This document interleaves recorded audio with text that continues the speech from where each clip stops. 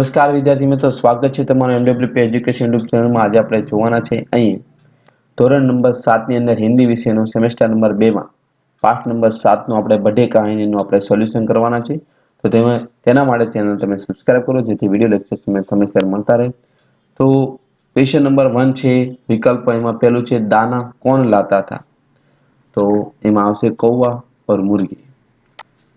બીજું છે એક दिन कौवा क्या लेने गया था, तो आवश्यक चावल। बिल्ली क्या मांगने आई थी, तो आवश्यक चक्की। खालिया का मुंह दाने से एकदम फूल गया था, तो आवश्यक मुर्गी। एक बे वाक्य में उत्तर છે એમાં પહેલું છે घर में कौन कौन रहता था, तो घर में कौवा और मुर्गी रहती थी। तो भाई मुर्गी से दाना मांगने के लिए कौन आया, તેના માટે घोड़ा आया। घोड़ा दाना क्यों मांग रहा था, घोड़े को बहुत भूख लगी थी इसीलिए वह मांग रहा था। मुर्गी डरकर कहाँ छिप गए, मुर्गी डरकर चक्की के पीछे छिप गई। बिल्ली को चक्की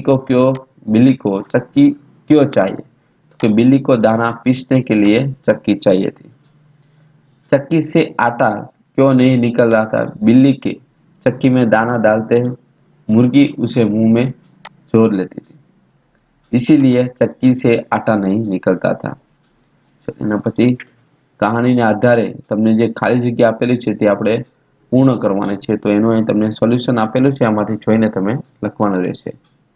બધી તમને પેરેગ્રાફમાં અંદર કઈ ખાલી જગ્યા આવશે તે આ બધા સોલ્યુશન તમને આપેલા છે, તમે આમાંથી જોઈને તમારા આઈડિયાની અંદર તમે લખવાની રહેશે।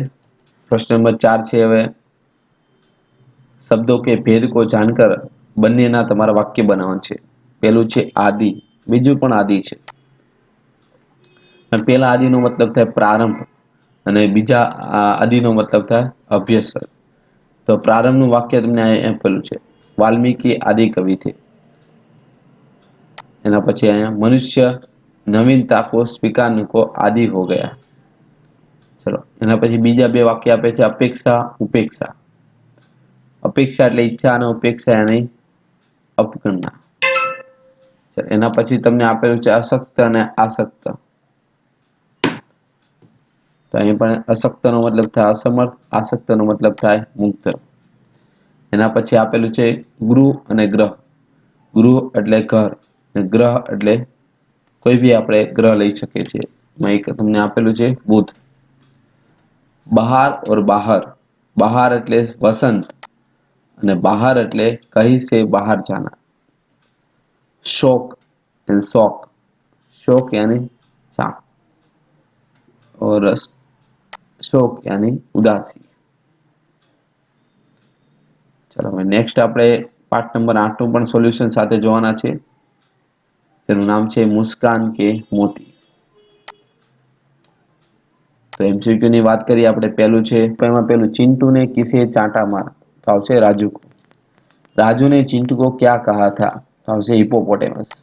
तीसरे से चिंटू ने हिपोपोटेमस को कहाँ देखा था, तो આવશે सर्कस में। चौथों से किसके पिताजी दिव्या की सभी तीलियां चलाकर उनकी जांच करते थे, तो આવશે गीता।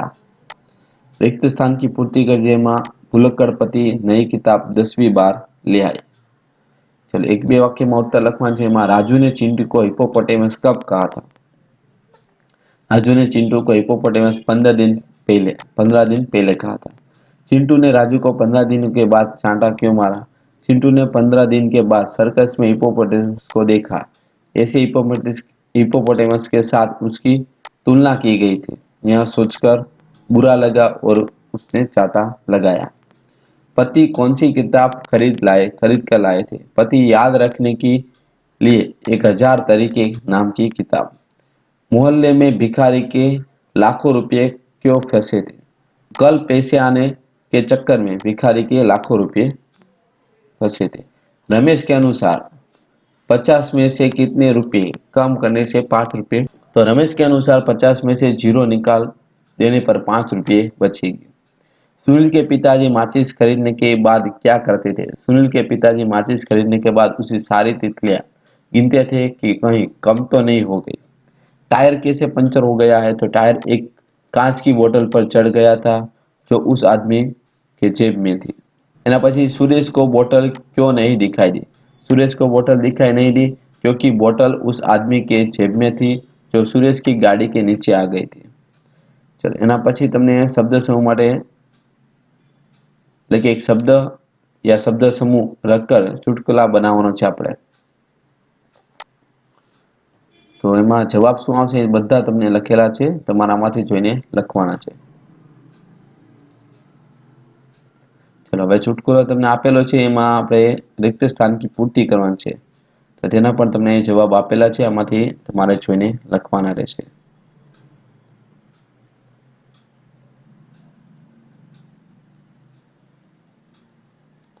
चलो विरोधार्थी शब्द है तो कि आज तो कल, नहीं तो पुराने, खरीदना तो बेचना, कम तो ज्यादा, खराब तो अच्छा, अंत तो प्रारंभ। चलो मातृभाषा आ तो आजનું સોલ્યુશન। હવે નેક્સ્ટ વિડિયો લેક્ચરમાં આપણે આના પછીના પાર્ટનું સોલ્યુશન જોવાના છે। તેના માટે તમે ચેનલને સબસ્ક્રાઇબ કરો જેથી વિડિયો લેક્ચર સમયસર મળતા રહે। Thank you. જય ભારત।